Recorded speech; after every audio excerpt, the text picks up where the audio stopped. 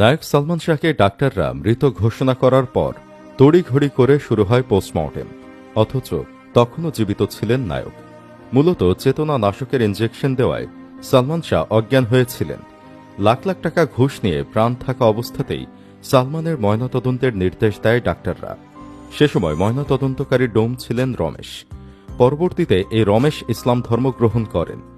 স্বাভাবিকভাবেই রমেশ যেহেতু সালমান শাহর ময়নাতদন্ত করেছিল, তাই তিনি এমন সব গোপন তথ্য জানেন যা মোড় বদলে দিতে পারে এই মামলার। এর আগে 2018 সালে রমেশকে জিজ্ঞাসাবাদের জন্য নির্দেশ দিয়েছিল আদালত, কিন্তু অপরাধীদের ভয়ে তিনি তখন মুখ খুলেননি। তবে এবার তিনি অবাক করা কিছু তথ্য দিয়েছেন। কি সেই তথ্য? এছাড়াও কেন তিনি সালমানের জীবিত দেহ কাটার পর ইসলাম ধর্ম গ্রহণ করেছিলেন? চলুন বিস্তারিত জেনে নেওয়া যাক। ঢালিউডের জনপ্রিয় নায়কদের মধ্যে এখনও তাকে সহজে আলাদা করা যায়, যার অভিনয় ও স্টাইলে এখনও মুগ্ধ বর্তমান প্রজন্মের দর্শকেরা। ক্যারিয়ারের সময়সীমা মাত্র 4 বছর, আর তাতেই হয়েছিলেন খ্যাতিমান। বলছি ঢাকাই সিনেমার ক্ষণজন্মা নক্ষত্র সালমান শাহের কথা। 1996 সালের 6 সেপ্টেম্বর সবাইকে বিস্মিত করে না ফেরার দেশে চলে যান নায়ক সালমান শাহ।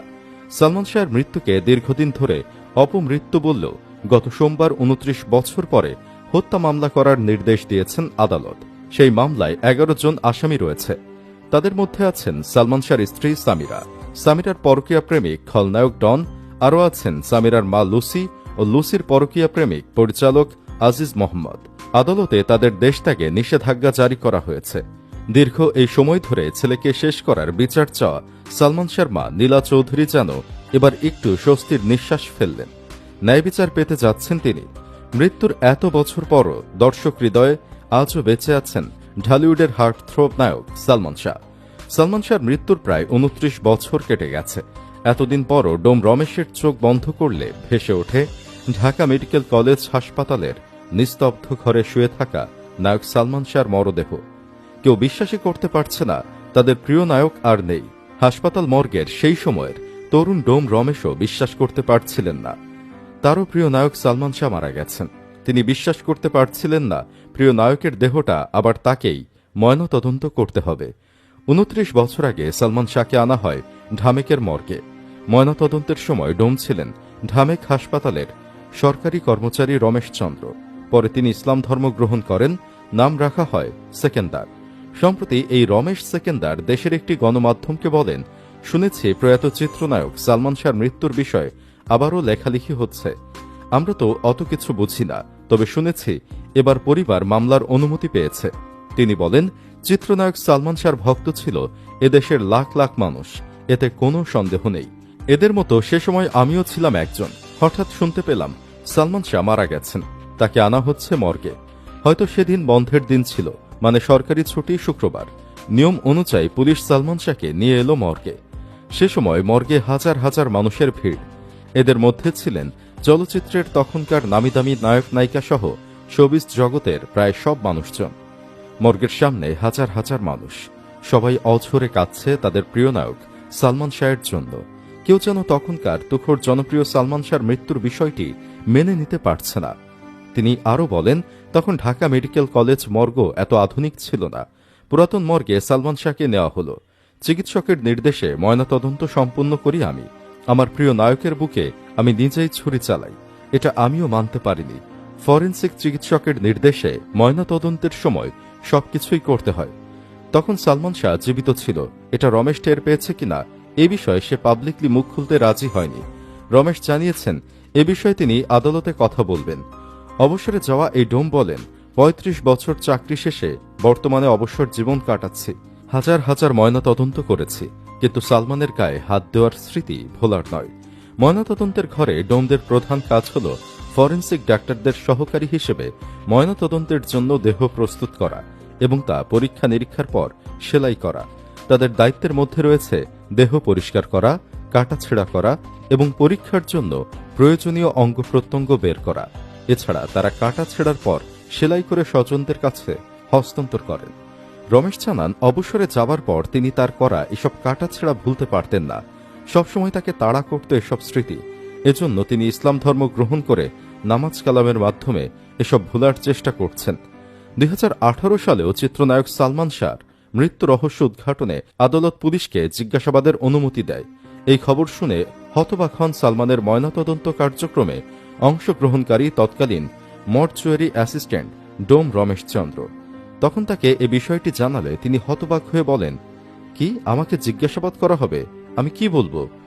বলবে ময়নাতদন্তকারী ডাক্তার। তিনি সে সময় নিজের নিরাপত্তার কথা চিন্তা করে তিনি আরো বলেন, এত বছর আগের ঘটনা, এখন তো কিছুই মনে নাই। জিজ্ঞাসাবাদ করলে এ কথা বলা ছাড়া কি বা বলতে পারবো। 1996 সালের 6 সেপ্টেম্বর সালমান শাহ যখন মারা যান তখন সিকান্দার আলী একেবারেই তরুণ। এ প্রতিবেদকের সঙ্গে আলাপকালে সিকান্দার আলী বলেন, যতদূর মনে পড়ে তৎকালীন ফরেন্সিক মেডিসিন বিভাগের ডাক্তার তেজেন দাস ও ডাক্তার বারি নামে দুজন চিকিৎসক সালমান শাহর ময়নাতদন্ত করেছিলেন। ওই সময় তিনিও ময়নাতদন্ত কাজে চিকিৎসকদের সহায়তা করেছিলেন। তবে 22 বছর আগে করা সেই ময়নাতদন্ত সম্পর্কে এখন আর তেমন কিছুই মনে নেই তার। সিকান্দার আলী জানান, তেজেন দাস ও বারি নামের এই দুই ফরেন্সিক মেডিসিনের চিকিৎসক বহু বছর আগেই চাকরি থেকে অবসর নিয়েছেন বলে জানেন। তারা এখন কোথায় আছেন জানেন না। অনেকের দাবি এই দুই ডাক্তারকে রিমান্ডে নিলে অনেক তথ্য বেরিয়ে আসবে। 1996 সালের 6 সেপ্টেম্বর সকালে রাজধানীর নিউ স্কটন গার্ডেন এলাকার ভাড়া বাসায় পাওয়া যায় অভিনেতা চৌধুরী মোহাম্মদ শাহরিয়ার ইমন ওরফে সালমানের মরদেহ। বাংলা সিনেমায় তার জনপ্রিয়তা ও খ্যাতি তখন আকাশচুম্বী। সে সময় এ বিষয়ে মামলা দায়ের করেন তার বাবা প্রয়াত কমর উদ্দিন আহমদ চৌধুরী। এরপর 1997 সালের 24 জুলাই ছেলেকে শেষ করা হয়েছে অভিযোগ এনে মামলাটিকে হত্যা মামলায় রূপান্তরিত করার আবেদন জানান তিনি। ওই সময় অপমৃত্যুর মামলার সঙ্গে ইচ্ছাকৃত শেষ করার অভিযোগের বিষয়টি একসঙ্গে তদন্ত করতে থানা পুলিশের পরিবর্তে সিআইডিকে নির্দেশ দেন আদালত।